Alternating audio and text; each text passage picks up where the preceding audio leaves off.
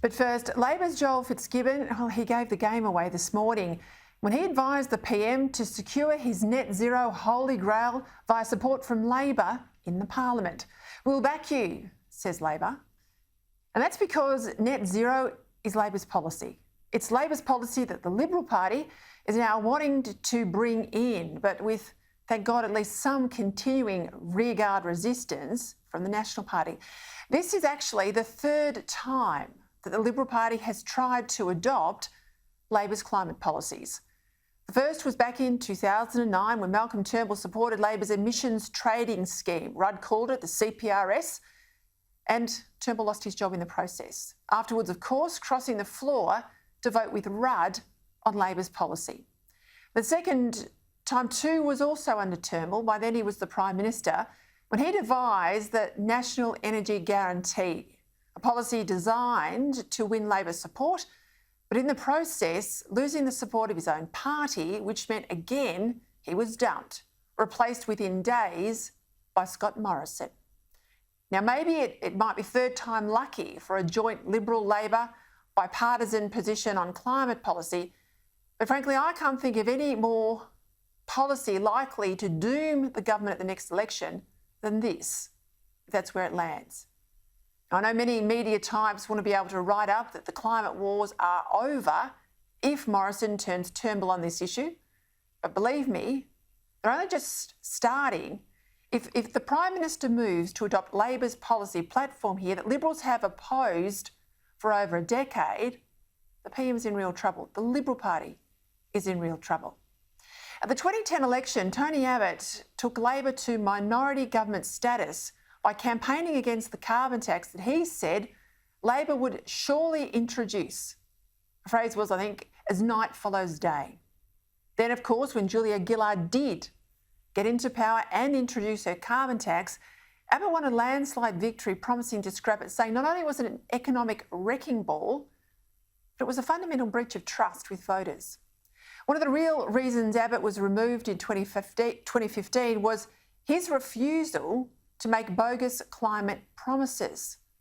So it was no surprise to anyone that just weeks out from the Paris climate meeting, Turnbull made his move, got the PM's job, raced to France to sign the Paris Agreement, and the rest we know is history.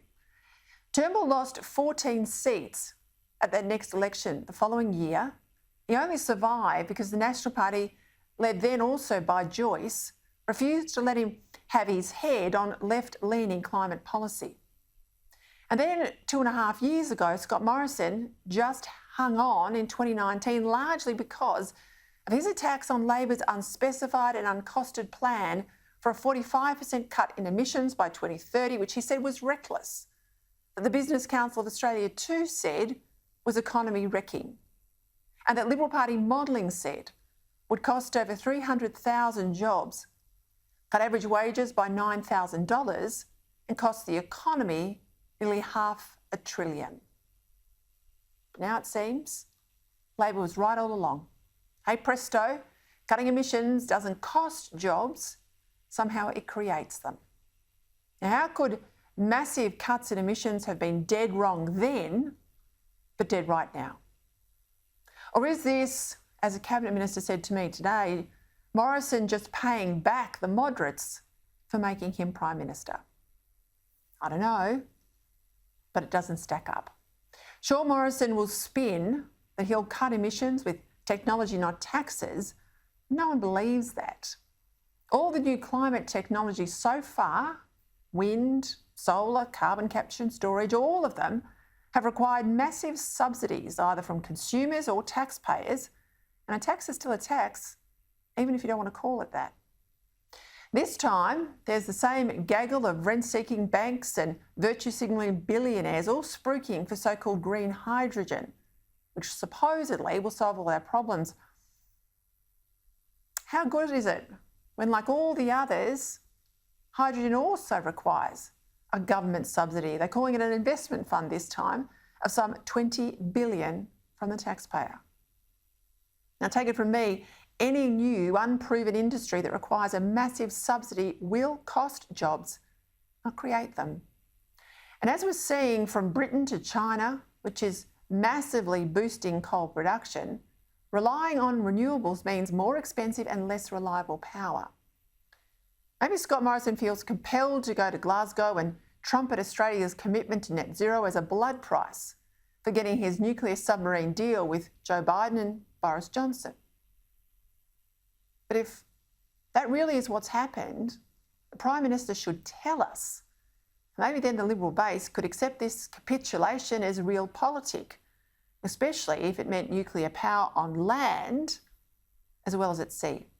But given Scott Morrison has ruled out nuclear power and is intent on a net zero promise despite campaigning against reckless emissions targets at the last election, as things stand tonight, there's a large majority of the Liberal Party base wondering what on earth the last 10 years were all about if Labor was right on climate all along. Maybe the Prime Minister, like his predecessor, thinks that Conservative voters have nowhere else to go. Well, Turnbull's 14-seat loss shows that they do, and they're prepared to go there. Given the coalition is already on a wafer-thin majority and a redistribution that's gone against them, and the retirement's also making it harder, this isn't a government with seats to lose, is it?